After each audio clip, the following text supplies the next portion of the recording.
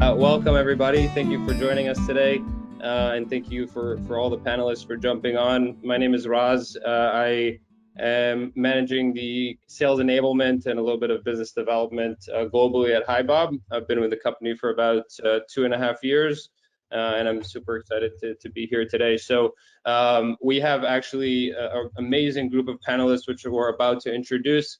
Before that, I'll remind everyone we're here to talk about the hybrid model and all the challenges behind it, what it's like, and what they've done to help their team adjust to these changes that have happened to us over the past year, due to obviously all the crazy things happening in the world. But the idea for today is that we're going to be taking questions from the room. So just a little bit of housekeeping. On the right side of your screen in the GoToWebinar panel, you should see a place where you can throw in questions. Whenever you're ready, start throwing them in there. Once we get the round of introductions here, feel free to ping your questions either specifically to someone or to the entire room, and I'll kind of moderate and throw the questions out and get your answers as we go. If you do have a question that doesn't get answered, please feel free to follow up with us afterwards. We'll get those responses for you by email, and obviously feel free to also add any one of us on LinkedIn and ping us there as well afterwards. There will, after our session here as well, be a little survey, which I've been told there's some kind of a present for filling that survey in, or some kind of raffle that's happening. So make sure to do that. You can win some nice prizes. And yeah, without further ado, let's begin our introductions here. So Jess, you want to kick it off? Yeah, sure. Hi, everyone. My name is Jess, Jessie or Jessica, depending on whether you're my mum or my colleague. I am an Australian who lives and works in Amsterdam. I spent the last almost decade in London working in tech, and I moved across to Amsterdam last year. I currently work for a company called Whereby, who are a remote-first company headquartered in Norway, who are on a mission to make remote working more balanced and human. We basically have a product largely centered around video conferencing, and a few different kind of sub-products in that area as well. We're a team of just over 100 people, fully distributed across the world from San Francisco to Chile, and we have a few of them working in different offices around Europe and the US. We have kind of always had this methodology of being remote first or kind of hybrid first, well and truly before 2020. So I think we come with a very different perspective on how difficult this is to implement and carry on, because we've never really had to change course, and this has always really been our plan. So I'm really interested to hear the other perspectives today, especially from those who are struggling with making the change back potentially, or aren't really sure about whether they need to make a kind of firm decision about what this is going to look like in the future, and have a bit of a chat about how it works for us. Love it. Thank you for being here. Siobhan? Hi, everyone. I'm Siobhan. Raz, you said that properly, so well done. I am based in the UK, so I'm over in London, but I work for a global recruitment company. So we are all over the world. We're in Hong Kong, Singapore, Australia, Dubai, Ireland, most of Europe. So I guess from our perspective, we have people in different places that have different government requirements at the moment in terms of where we can work. So we are, I suppose, working with lots of different operating models at the moment and trying to juggle those and spin those plates, and make sure that we're doing the best thing for our people. And I think just before we went live as a panel, we were just talking about, you know, what employees are going to want moving forwards, and whether we should go back to what we considered normal before, which was for us completely in the office, so completely different to Jess's company. So I am the HR business partner that supports half of London, and then Asia, Australia. So I mean, I don't know how across the world and up to date with things people are, but obviously Australia is doing pretty well with these things, whereas the UK not so well. So we are working with two very different sets of working conditions at the moment. So it'd be good to chat through. We do intend to take on a hybrid model, and in some places we are already doing that. So that's me. Thank you for joining us. Eva? Hi everyone, I'm Eva. I'm the People and Culture Manager at Yoyo. We're approximately 140 people right now across mainly Manchester, United Kingdom, and Copenhagen, Denmark. We also have some colleagues in Ukraine, Serbia, Poland, and Ireland as well. I'm also Australian, that wasn't planned. So also a fellow Brisbane person from just like Jess is. And we are from a startup background, so of course we were always very flexible, but then now more in like the kind of scale up phase, we did move towards like what people consider normal working, which is working just 9 to 5 in the office Monday to Friday, but always with like kind of underlying like flexibility.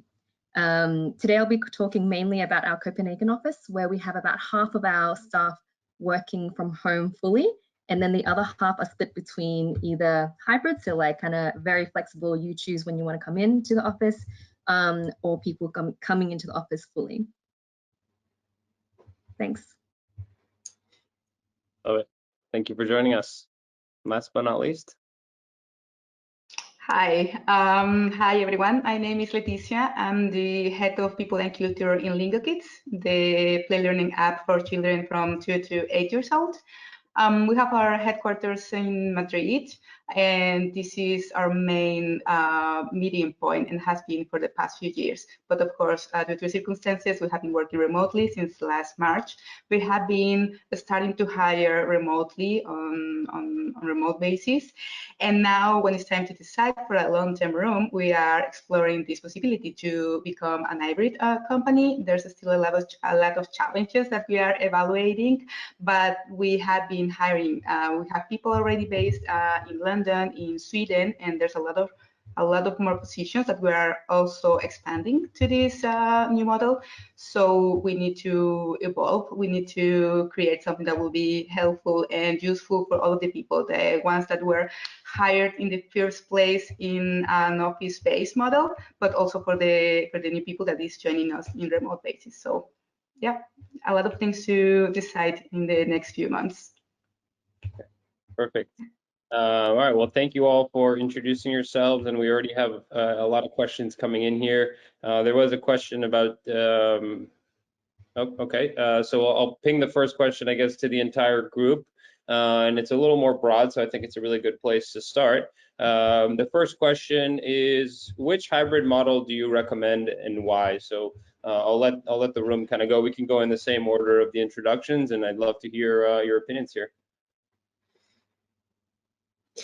I think that was me then first. I don't really know if I fully understand the question. Which hybrid model do we think is best and why? For me, that assumes that there's like a certain, like there's like 4 hybrid models and you pick one of them, which doesn't really, to me, ring true. So I don't know whether I'm misunderstanding the question, but you know, I think the way in which you decide to work with your team should be something that's relatively bespoke. I don't think that there's any like cookie cutter model that you get off a Medium article or something that's going to fit your team. So my suggestion would be to assess kind of what are the strategic aims for yourself as a business, which kind of talent do you want to attract, what kind of goals are you trying to reach, who are your competitors for talent, how are you retaining people, and then design something that works with that in mind. I don't think there's something that you can take off the shelf that's going to work necessarily perfectly for you. You know, if I said to Siobhan, oh, I think that the best model that will work is everyone gets to, you know, work from home, and 1 day a week they go to the office. She might say, well, we're recruiters and we have to meet candidates on random days of the week, so that won't work for us. So I don't think my advice would be, you know, would be very genuine in that instance. So yeah, I think the really important thing is to kind of do a bit of a talent mapping exercise and a competitor analysis and figure out what are your real strategic aims here. Like a people operations role is ultimately a commercial position, right? And you need to take that with both hands and really kind of wrangle the commerciality of the decisions you need to make. And this is one of the biggest commercial decisions that you will need to make off the back of the coronavirus pandemic. So you need to think about it commercially, just like a head of finance would think about what kind of P&L model they want to use.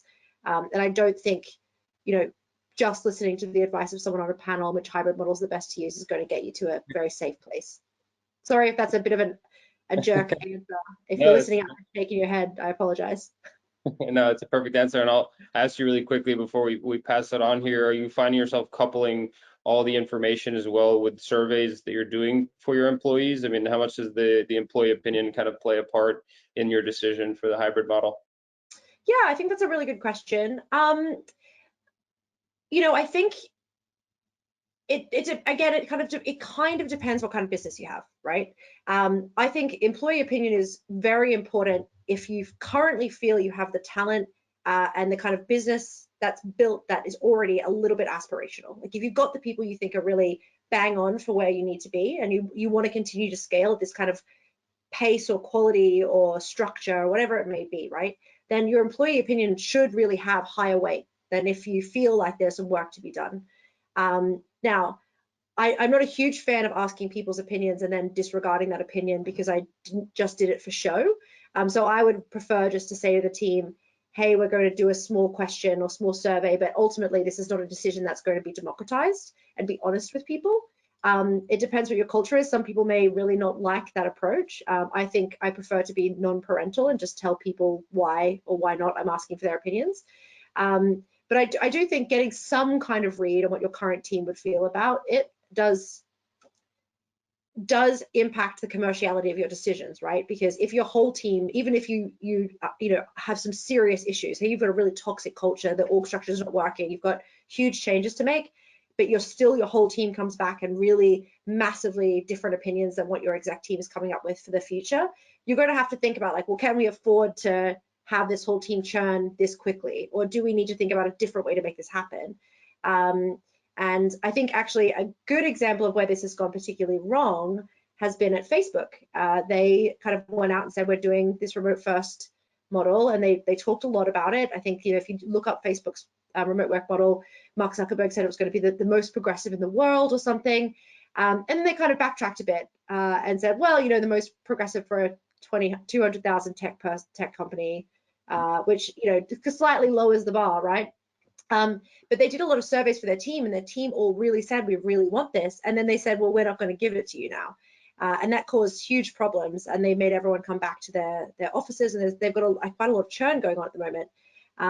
So I think you need to be very careful about kind of how you present opinion surveys, and whether or not it's a democratized thing, whether it's a commercial thing, and whether or not you're going to be using that data and feeding it back. Perfect. Yeah, thank you for those answers. Siobhan, same question to you. And by the way, she's calling in from the SR group, correct? It was just a question on repeating the company name again. But go ahead. Yeah, the SR group. Well, I mean, you've covered a lot there, Jessica, but I think you're right. I do think that you need to balance the commercialities of the company, but then the approach that we've actually taken is the survey approach. But what we've done with the survey is we've been quite clear in our questioning, and also in our VCs that we've had, like our town halls, we've been very clear that an entirely remote way of working was never going to be in our stars. It just can't work. And just as you said earlier on, we're recruiters, so the way that we do our business is face-to-face, people by people, right?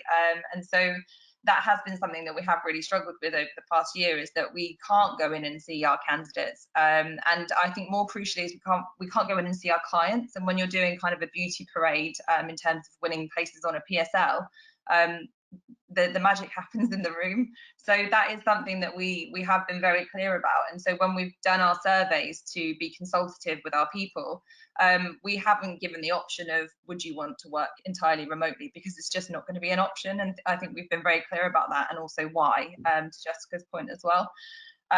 We've actually been quite surprised by some of the results that have come back. And I think if you just go by hearsay or anecdotal evidence that you hear across the business, say, well, people are really desperate to get back to the office, we need to get everybody back to the office as soon as possible. Well, you really need to look at the source of that. Is it coming from somebody whose agenda is that they want to get back into the office? So I think doing the survey for us has been really illuminating in terms of what people actually do want. And the results for us have been that people really do want this hybrid model. I do think something that we are going to have to be very careful about, and I've seen some really good, well-drafted policies, I suppose, is the boundaries and the framework that you operate within. So do you need to have core hours? If you do, then you need to define those. Do you need to have core culture days, i.e. 1 or 2 days where the entire team are in? so that then you can really thrash out all of the kind of round table stuff that you need to do in person. And what sorts of things do you think, and this is something else that we put into our survey, is what sorts of things do you think that you'll benefit from doing in the office versus from home? And a lot of people have said, you know, candidate calls are things that I can do from home, whereas the collaboration piece, where I talk to people from another division of the business, is what I would need to do in the office. So it's getting, I think it's really important to get your workforce, if you haven't done already, thinking about how they would use their time at home and how they would use their time in the office. And I think that has worked from a consultative approach, but just as you said, I think you have to be quite clear about what the parameters of that are going to be for your business. Definitely, yeah, study the rules is really important. Eva, same questions to you. So in Copenhagen, we are pretty flexible. We, outside of, you know, the government telling us like everybody be home, full lockdown, no going to the office, we have allowed our employees to attend the office when they want to. And we have about a quarter of staff coming to the office every day. And of course, we have protocols for when coming to the office, you need to sign in. We encourage people to get tested every week, etc. And we also have a limited number of people as well who are allowed to be at the office per day. And so in Copenhagen, we've only done the at-will kind of model where each employee kind of chooses themselves if they want to be in the office or not. And I think that's worked well. And we also use an employee engagement tool called Peakon, where we continuously check up on our employees, and our autonomy score regarding remote work and flexibility has been high and stable throughout 2020. So I think that for, at least for our company culture and for this particular office at Yoyo, it has worked well. And people in Copenhagen are happy with that. But it'd be, of course, interesting to see if the split week model would work. But yeah, absolutely, it depends on the company culture and also the various teams as well. Like what are the teams' dynamics and what do they need? Do they need meeting rooms? Do they need that collaboration space? Or is it actually that they need more focus time and flow time? Like then they don't really need that space then.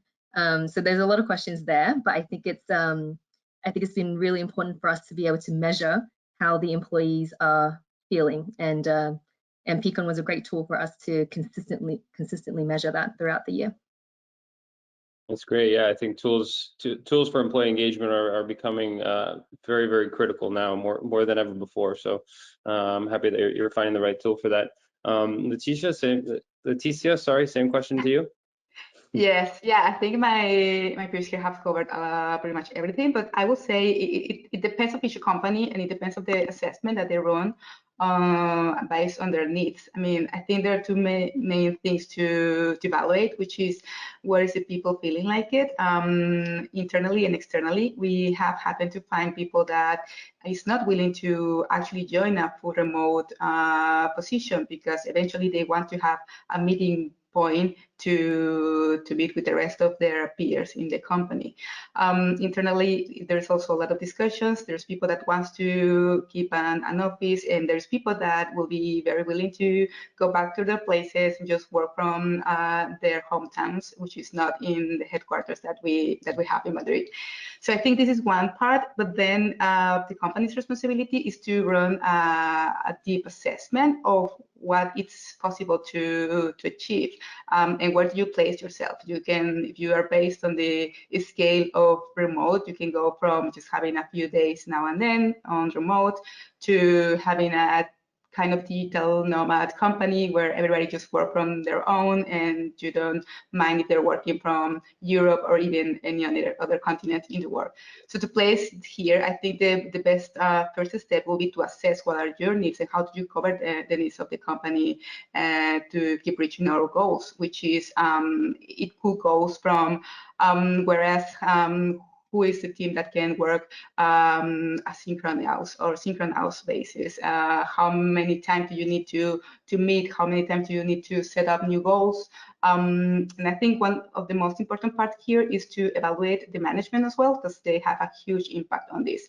How are they going to be able to keep up with the goals definition, to support their teams, whereas they are seeing themselves on a daily basis or not? So there's a lot of assessment that we need to run, and then we can decide where to place ourselves. Whereas, as Jessica mentioned before, just having or trying to replicate a specific hybrid model, as many companies. There's a lot of companies, successful companies that works on remote basis. Sketch, GitLab, a lot of them, they are successful cases, but in those cases, they have born that way. So they have another processes already in place since the beginning. And we need to take into account that we are evolving. And for this, it's a different approach that we need to have in mind before going just deeply into any specific model that we have learned from these kind of companies. Right, yeah, I agree. I think finding those needs, understanding those needs, and then setting the clear goals and boundaries, it sounds like is definitely going to be critical. I had a lot of questions actually come up around kind of culture and maintaining culture, and how you continue to build culture when everyone is remote. So I'd love to hear your takes on that, how today you're able to continue to do social initiatives and events, and how you're continuing to build culture and keep and align that culture globally in your organizations as everyone is moving to remote. So we'll start with you, Jess. I'm going to put a spanner in the works. Sorry, everybody. Because I'm a remote first company, I would actually really like to hear from the teams that have, I think whatever I say is going to be a very different vibe than those that have had to take a culture from an office, out of an office. So I'd love to hear from the other panelists first who have kind of had that shift, because I think that anything I say is going to be like a continuation of the work that they mentioned, and like, basically, we aren't going to change back. So all our plans are going to stay in place forever, right? We don't have an office. So I'd love to hear from the other panelists, and then I can add anything at the end about how to, if you want to carry this on into the future, what that looks like. No problem. We'll come back to you then. No problem. Siobhan? Yeah, I'm happy to go. I mean, as I've said, I work for a recruitment company, so very social people by nature. Not to use a sweeping brushstroke, but generally speaking, that's the vibe. And I think it has been hard. One of the really useful things has been the various different kind of platforms that we have for communication. So Bob's been amazing in terms of using shout outs. I don't think you can underestimate the small things that you can do in terms of creating culture and maintaining culture. So using our shout outs has been great. We, as I said, we're global, and actually I think in a weird way, this pandemic and working remotely has almost brought the global business together a bit more. Previously, we would have town halls and kind of all partner meetings and manager meetings in person in our head office, which is in London. Whereas now we've obviously been forced to put everything on to Teams. We use MS Teams. So our CEO and CFO now do these monthly town halls, which we didn't do before. And so we're bringing together, time zones allowing, we're bringing together APAC, we're bringing together Europe, UK, New York, and Dubai all onto one call. And we're hearing kind of what's going on from the C-suite, but also hearing from different voices that aren't just our partners and our senior leaders about what they're working on, what are we doing from a DEI perspective, how people are generally doing, how are things doing in Dubai versus the UK, and Dubai opened up a lot quicker, so it was really lovely to be able to celebrate with Dubai. Although we're still locked down, it was a really nice thing to be able to do, and I think it has helped to break down barriers for communication and relationships, and it's really helped with collaboration and cross-fertilization of ideas and things like that. So I would say that from that perspective, in a way, the pandemic has been really helpful for our culture. Obviously, we haven't been able to have our Christmas parties and our summer parties and things like that. So from a real social perspective, we've had to work a lot harder. I think video calls are really important, but we have had quite a lot of feedback to say that it is exhausting to be on a video call. Some days I can be on a video call for the entire day and just have really short breaks in between.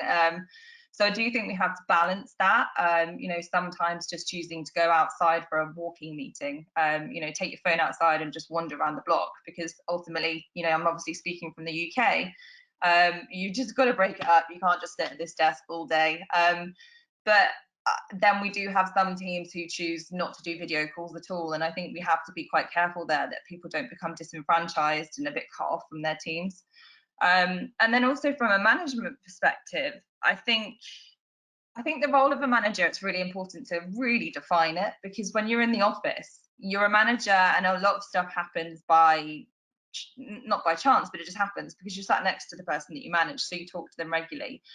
You hear about what they did at the weekend, you see what they're having for lunch, you hear about their plans for the evening. Whereas now a lot of that pastoral stuff has to be a lot more conscious. You've got to be a lot more, you've got to carve that time out to find out what people like, what are their interests, because if you constantly have a call in the morning to find out what activity are you doing today, tell me about your work, how are you getting on, you can lose a lot of that relationship. And I think when we're working remotely, it's so important to learn more about that person that you do manage, and to maintain that team culture, and that kind of personal side of things as well. So I guess there's a fine line between forcing that and forced fun drinks on a Friday on a Zoom call. I think that got old quite quickly, but it is important to keep that dappled throughout the month. So yeah, I think there's a lot from a culture perspective. There's no recipe, is there? But it's trying to do the little things. As I said, I think you shouldn't underestimate the small things that you do have quite a big impact. Yeah, very, very true. And you brought up something really interesting about employee and manager conversation and feedback. Is there some kind of uniform process which you created to create more feedback between them, or is it kind of each manager on their own, and you allow them to decide how much they want to engage and interact with their team? We're actually doing a massive overhaul. The SR group have, we were quite quick to move to a continuous feedback model. So instead of using these traditional reviews, which they have their place, I think some companies use them well. We moved away from that, and actually the demographic that we have is a lot of millennials, and let's face it, millennials want feedback all the time. They want to hear how they're doing, and rightly so. I consider myself a millennial, so that I'm the same. But we use goals. So Bob, to plug Bob, we use goals a lot in Bob, and we encourage our managers to be having those conversations about how people are doing, keeping them laser focused on what they should be focusing on. But there's also kind of a comment section within a goal, so it's almost like a chat function, if you like, or a really quick text fire way to record feedback. And I think given we are remote, you can't just pass an employee a form to say, here you go, this is what I've recorded of our conversation, and then that goes in a drawer and gathers dust for the next year. I think the goals are really great because everybody's got a laptop in front of them now when they're having a call. So it's a really easy way to not duplicate effort. You have the call, but whilst you're having the call, you're recording the kind of key points of what you're discussing. So yeah, that's been our kind of approach, but we are trying to move that forward and keep evolving it and making it more useful for this hybrid approach. That's great. You're doing great, by the way, if you want some positive feedback. No problem. Eva, same question to you around culture and how your managers are doing that today as well. I think that's always interesting to hear. Yeah, so I mean, of course, there's also different management styles as well. We have managers who are very keen on the weekly one-to-ones, even daily calls, daily checkups, and an email or Slack message will not suffice. You need to hear that person's voice, or you need to see their face just for 3 minutes. But then we have also managers and employees who don't really prefer to work that way. So we have a particular manager who has reserved his entire Monday for one-on-one days, and then the employee is able to book in a slot with him if they need that one-on-one. So then it's kind of like that push-pull, which way will it work for the manager employee. So we have a few ways that we do that. But I think that, and then on a company level, we of course always encourage open communication and always checking up on each other as well. And so I think that there's a communication piece there as well that comes from people and culture, or from the C-level, where, hey, please make sure that you reach out to your manager, or please reach out to your employees, or even your peers. So I think there's a communication piece there as well. And of course, leading by example as well. The C-level, of course, have to lead by example in that. A really fun feature that we recently implemented actually was a donut on Slack. So we're pairing people randomly, and it's been a really funny thing actually. and we're just testing a few features there. But so far, it's been a really engaging and fun feature for us to use. And then, of course, like I'm sure there's plenty of ideas out there for social activities and events. But we started off with creating a poll in Slack, and then suggesting a few things, and then people adding their own ideas as well. And then it allows us to then like prioritize like the actual events that people want to attend. But it's always a challenge, I think, to get people to attend these things actually. But I think that my advice is to just continue to be consistent, like Tuesday morning HIT classes or Wednesday night pub quizzes. You just have to keep consistently doing it, and then people will eventually show up. So yeah. Any social events that you'd recommend for the rest of the team to try? Anything that worked really well? So we have a HIT workout class on Tuesday mornings. That's been really fun. At first, I think people were pretty shy, but now we've got a lot of people now. Well, I mean, a lot for our company, of course. And actually, sometimes the very spontaneous things are really popular. So yesterday was Pancake Day, so I filmed a quick video of myself making a Yoyo logo pancake, and invited everyone to do a creative flip or a creative pancake. And there were lots of people who joined in on that. And that was a unplanned thing. That was just a spontaneous, like, hey, show me your best pancake flip. And then lots of people had a lot of fun making pancakes for dinner. Love that. Love the great ideas. I think there's always there's probably been a million things that every company has tried to connect with their team, and not everything works, you're right. But I always love to hear fun and new ways to connect instead of doing that weekly Zoom happy hour where everyone stares at each other for an hour. I feel a bit ashamed because we have one of those next week, actually. So Siobhan, thanks. Enjoy it. All right, perfect. Leticia, if you want to, I keep mispronouncing your name. I'm so sorry. Don't worry. Yeah. I wouldn't do that, but I am. So yes, I'd love to hear about your kind of culture initiatives, how you're keeping the culture and maintaining it throughout this new change. Yes, this is definitely one of the main challenges as well, because you cannot give for granted now that the people that is in the team or is joining the company is able to see or to deep dive in the culture as we used to be. Because before, when we were all in the office and we were just sharing time together, you could learn and actually feel what was the vibe, what was the value. But of course, on the screen, it's more difficult, even for the people departments, when you were used to detect how was the mood of the people of the office. Now you need to, of course, create specific initiatives for this. So my suggestion here is to overact and over communicate. We have applied different initiatives. We have launched a survey, a pulse survey. We have created, as you said, there is a lot of things that we can do, but it's always in front of the screen, which is something that the people is not willing to do after their long work timetables. So this is how we need to find, I think, the best hybrid model in this case as well, to create the connection, the social connections with the people, online and offline. So in these senses, we have launched many initiatives, challenges to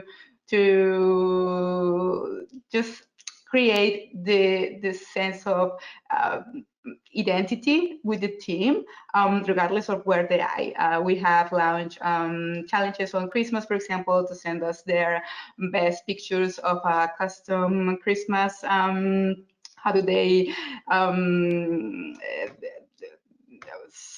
don't know how to say this, customize their workspace for Christmas. So these kind of small things, but things that we can share among each other, that it doesn't apply to be in front of the screen. We have tried Gather, for example, which is a great feature to have online events.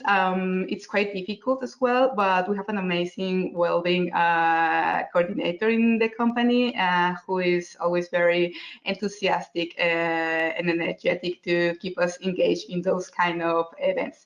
But yeah, I think the hybrid model here will be to create something that that doesn't apply to have the people connecting online. And we are also defining specific new challenges to create this hybrid. For example, we are now trying to define sports events that we can do on our own, but then sharing metrics, sharing marks that we can reach out together.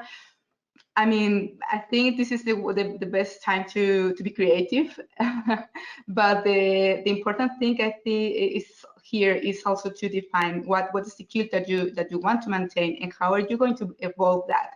Because as I said, you can have a whole handbook of values and culture described for the company, but what about the behaviors that we were used to be based? Because now they're totally different. So I think this is also an important challenge to describe. How do we continue spreading the word of the collaborative environment to the ambitious environment in a healthy way, the humble environment, all of those things that we were kind of managing when we were seeing us each other in person. How do we translate that into a screen, right? So I think this is the challenge part of how are we going to continue showing that I'm a collaborative peer besides just being in the office trying to be helpful for you. So over communicating, as I said, and overreacting, don't give anything for granted, and just be sure that everyone, especially the people that is training the company, is well aware of what is the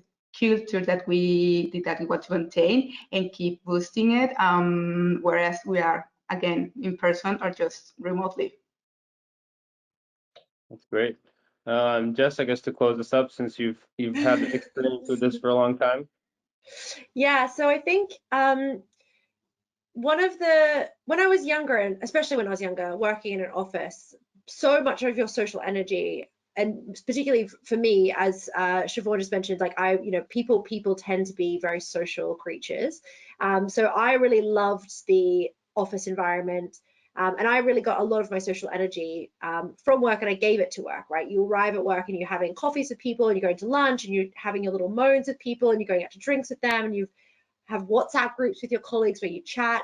These people are your friends, right? So you pour a huge amount of your social energy into your workplace. And as you move remotely and really the social energy kind of paradigm really switches. It becomes less about the people that you work with and more about the people that you choose to have in your life. And that is your children, your housemates, your loved ones, your aunties, your cousin, the people in the town you live in. And these are the people that you go for lunch with, and you wake up and talk to in the morning, and you go for walks with when you need a minute. And it also means that your life becomes a lot more balanced in terms of how much time you spend talking and thinking about work. And that for me has been a really healthy change. I think especially as I've gotten older and I've started to not require so much of my social energy from the workplace, and I've kind of been a bit more established in my career. And I think that kind of is true of quite a lot of people that move towards preferring a remote-centric lifestyle, especially those that are kind of mothers or parents or carers and want to go back and live in a smaller town where their families are. And COVID and the pandemic has really thrown a spanner in the works of that for a lot of people, because all of a sudden where I got all my social energy was going out for dinner with people and spending time outside of work with my loved ones. I actually can't really do that anymore. And that's the thing I really enjoy about working, away from an office. And I think that kind of has presented an interesting challenge. One of the things that the three lovely panelists with us just mentioned here is a little bit of this idea of like, we have to kind of remove something and sub it out, right? So we had drinks on a Friday, so we've removed that because we can't do it. Well, let's sub it in with a different version of drinks, like video drinks. I don't really think that works particularly well if you don't intend on going back to doing drinks on a Friday afternoon. So we just don't do that at Whereby. We don't have drinks on a Friday afternoon. We have kind of some versions of things. They're all purely voluntary and very much run by a kind of social committee. The People Ops team doesn't actually really organize a huge amount of social events. We do have kind of a social vibe. We have like personal chats, we do the donuts, we do that kind of stuff, but it isn't actually a huge piece of work for us, because the actual focus really is trying to get us through this period of the pandemic where we can't get our social energy from our loved ones, rather than rebuilding this kind of paradigm of social life that exists in the workplace. So from that respect, we don't you know, I think a lot of people reach out to remote workplaces and ask, what do you do to build your culture? Now, I don't believe culture begins and ends in an office. I very strongly believe that. And I don't believe that just because you've moved from your office means your culture's gone or is going to struggle or becomes weak. I think it just becomes different, and you need to kind of channel it in a different way. So when someone reaches out to me and says, tell me what you do to keep everybody social, I actually usually say you're better off reaching out to a company that's, you know, was a super, super social company beforehand and now really has to maintain that same level of social energy, because what I'm going to say is probably not going to be that interesting to you. And that's why I think I wanted the other panelists to go first, because ultimately whatever I say is going to be a lot less constructive and helpful than if you are a company that your whole team is desperate for that social energy, needs that time together, because that's really not something that's on the agenda of most of our team, I would say. Do you mind if I just jump in and I guess comment on that? I think that's really interesting. I think actually just listening to you speaking, it was making me think about the things that we, I guess, have subbed in. And the drinks, they do get old, you know. On a Friday night, we used to have our drinks every Friday, and now people don't show up. People want to go for a run or something like that. And actually something that's really worked for us, we've got like a Strava community. And so obviously the drinking culture used to be a big thing, but that's not really that healthy right now. You know, people are lonely, people are struggling, people are homeschooling kids. And actually that escape to get outside has really been that sub in. So that has helped create this social culture. So our Strava community has become huge. We're massively competitive people, being recruiters. And so we've now created that kind of competitive vibe around working out, going for a run, doing 1,000 miles in a month globally across the business. So that was really interesting. Thanks, Jess. Just making me think differently about that. Yeah, I think if you're intending on going back to a kind of stronger office presence in your hybrid model, right, where you will really have, you intend to go back to the office in a big way. Maybe it's not 100%, maybe you've got a more flexible approach to working, but the office is still always be a part of who you are as a company. Then I think what you should be doing is really focusing on maintaining that kind of social energy and like how that looks at work. What can we do? If you're intending to really not do that, and I think there are quite a lot of companies that are in different positions that are now saying, well, maybe we'll never really go fully back. Maybe we'll move much more into this kind of process where most people work from home or most people work remotely. And if you're sitting in that camp, I actually think maybe it's worth you thinking about, well, what does this new social paradigm look like? And how can we help people spend more time with their loved ones and find more balance and less kind of construct around this social element of work, and instead kind of build places where people can have fun and share in a very open way, non-forced, not to be honest, not really managed way, and really focus instead on building programs of work that focus on like health, family, giving people more work-life balance, more flexibility. I think that really is a change that you should think about depending on what your plan is when you return. Yeah, it's really interesting. You bring up a really interesting point on work-life balance as well. And I think we actually happen to have a lot of questions in the chat on how we help our employees to sign off at a reasonable hour. You know, what do we do to get them to stop working at a certain hour when work is all around us and it's really hard to detach? And I'll open this up to anyone who wants to jump in and give us their opinion. I have a kind of slightly unique perspective on this, I think, because we are fully distributed, right? So we don't have working hours at all. If you want to start work at 2 in the afternoon and finish at 10, then that be my guest. That's whatever you want to do. We don't track it. We don't keep an eye on it. And we actually encourage people to work however they feel comfortably and like mentally engaged. We also have a very strong non-parental culture. And what I mean by non-parental is that I am never going to be the golden hand that comes out of the sky and tells you to log off. Like, it just won't happen. I've got my own stuff going on. I'm not your mum. Like, if I see you burning out and really sending up flags of trouble and concern, or come to me and say, I can't take this anymore, of course I'll be there for you. But I'm not going to come out of the sky and say, I noticed you've been on pretty late the last few nights. Is everything okay? Like, that's just not the culture we build. We really trust that our team are adults and capable of managing their time in a constructive way. Now, that means that we need to be recruiting for people that have the gumption to say, get out of my calendar at 10 p.m., which can be something that's quite difficult for some people. And I think if you struggle with that lack of control and guidance and parameters, you're going to have a pretty bad time working at Whereby.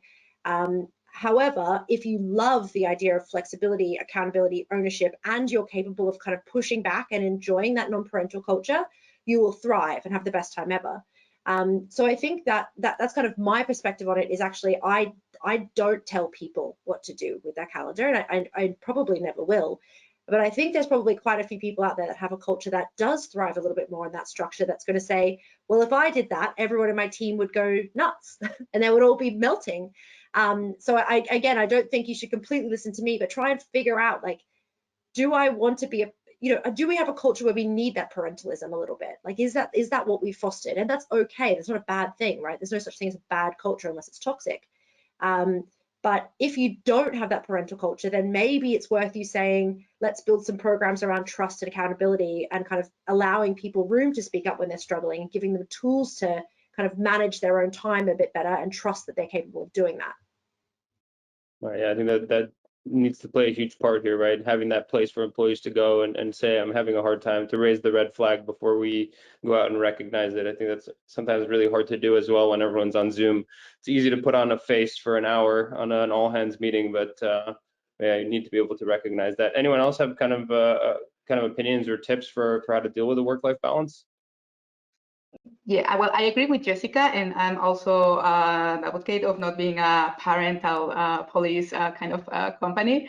But I do believe that in this case, it's different from the companies that were office-based in the past, because once again, we need to evolve, and we need to educate or train the people into these new circumstances. And this means by sharing the best practices. It's not like you are just there to show them how to work, but just to make them aware, because sometimes when we are, I think it involves even the hiring processes, right? We weren't looking for people with self-driving competencies and this kind of skills that it's super useful to work remotely. So now we need to at least show and be aware what is supposed to be that. I mean, if you are able to keep working because you're at home and you're not having commute time, you might say, well, I will stretch just a bit and just finish this. And that can keep goes on and end up at midnight working, right? So, but because we are not aware of it. So I think it's not about just being after the people to show them how to work, but just show them how is supposed to be managed by themselves, and be aware that it's not healthy to be working on a marathon kind of basis. For example, in our case, we don't have any specific schedule. People is up to work for the timetable that they prefer, because we know that, I mean, you know, when you are in your most productive hours as well, right? So you might choose to have a slow morning and then joining at a later hour, or the opposite. It's up to them, but at least if you can show what is the importance of have a work-life balance, how to actually disconnect, and the healthy and the benefits of having a healthy lifestyle working remotely, even when you have your office at home, but you're still able to disconnect and have the time for you. I think that's the main responsibility for the company, rather than, as Jessica said, just being after them. Right, being parental. Thank you. Anything else to add? Yeah. Yeah. So I think that we all struggle with shutting down our laptops at 5 p.m. or 6 p.m. or whatever it is. And I think working from home is very easy to just stay on and then be like, oh, I didn't have dinner and it's 9 p.m. now. We have an analytics page actually where you can see how often throughout the last 4 weeks have you actually worked beyond like your working hours. Of course, you can set what the working hours are. And I was really surprised to find out that I had 16 days in the month where I worked outside these work hours. So that was like a real shock to me, first of all. So I think that knowing that and being like, oh my gosh, half my month I worked more than I should have, was the first step. And then actively at 5 or 5:30 or whatever the boundary is for that day for me, to say, okay, I'm done. No one's gonna die if I don't do this task. It can wait till tomorrow. Another thing is to obviously also have that close, trusting relationship with your manager as well. I know that if my manager messages me at 7 p.m., 9 p.m., early hours in the morning, etc., I don't have to reply to that. And he's very explicit about that. He's like, I'm just writing this down so that I don't forget this thing, but deal with it when you have time. Like, don't reply now. Like, there's no expectation at all. So there's that communication piece as well, where, you know, you have to make sure that your team understand that if you do message them outside office hours, it's okay not to respond straight away. So yeah, so those are my two things. So knowing how much you're working, first of all, and then the second thing is having that relationship with your manager as well, and understanding of there's no expectation for you to reply to this right now.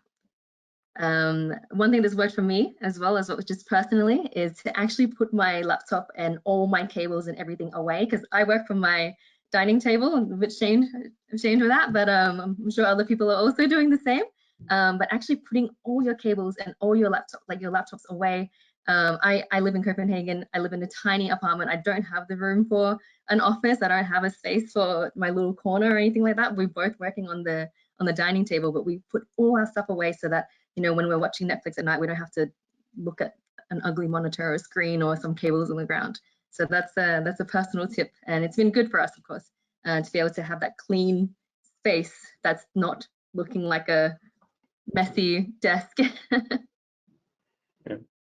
I love that. It's a great tip. I think you also bring up a good tip for the managers as well, that creating that culture that it's okay to not complete things in the same day, and it's okay to sometimes put the computer away and stop working at a certain hours is so much more critical today. And it's a hard thing to do sometimes, but reinforcing that constantly within your team, I think is extremely critical.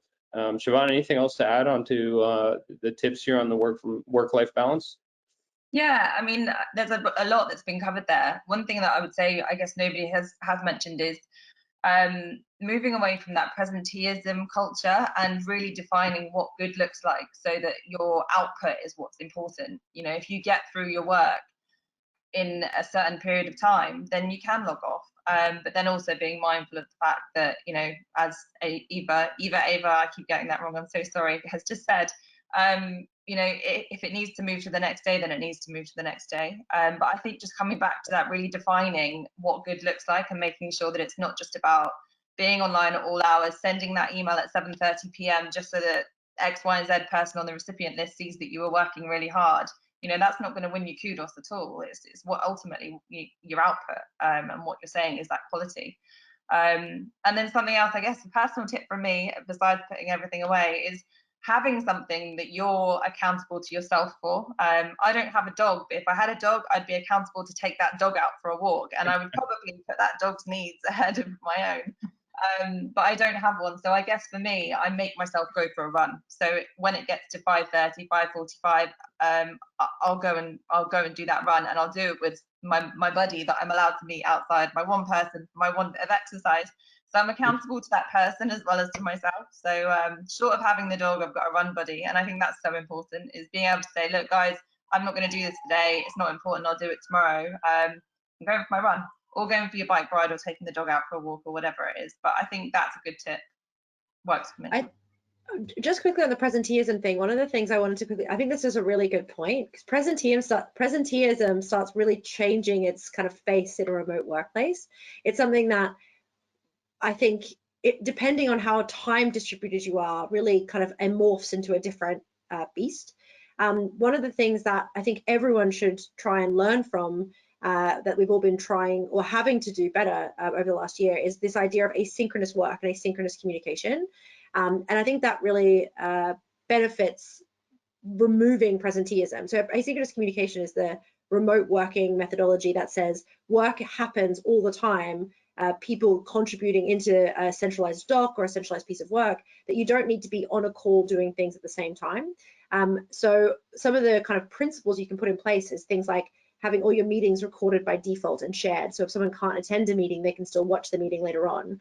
We do that with our town hall, for example. So a lot of people don't even attend our town hall, we just record it. Sometimes even I record my presentation and send that to the town hall so that I'm not even there when the town hall is being presented. And when you start using those little tips and hacks really from the fully remote work kind of methodology, it actually really helps this idea of presenteeism, because a lot of the times the work doesn't need to even happen at a specific time. And that kind of feeds back into this idea of what Eva just said about your manager messaging you saying, well, you don't need to reply now. Well, if you work asynchronously and don't have this expectation that you're kind of online collaborating in real time, that's almost a given. You never really have to kind of say that. That's just part of the fabric of how work gets done. And I think GitLab has a lot of really good information about how to work asynchronously if you want to try and rip some of their thoughts. Love that. If you could speak to my manager after this as well, Jess, that would be great. No, I'm just joking. Perfect. Well, we have a million more questions here, and unfortunately, we're running up on time. I would love to do another one of these sessions because there's just so many more good questions in the chat, and we really didn't get to as much as we wanted to, although we got a ton of amazing content already. And a ton of amazing answers to the questions we threw out. I want to remind everyone that there is a quick little survey at the end. If you fill it in, you'll be entered to win some kind of prize, a gift hamper, which hamper I'm assuming is a UK term. I think it's basket in English, or American English, sorry. So doing that quick little translation. Thank you everyone for joining. Thank you again to our wonderful panelists. You were all incredible and really gave us a lot to work with here.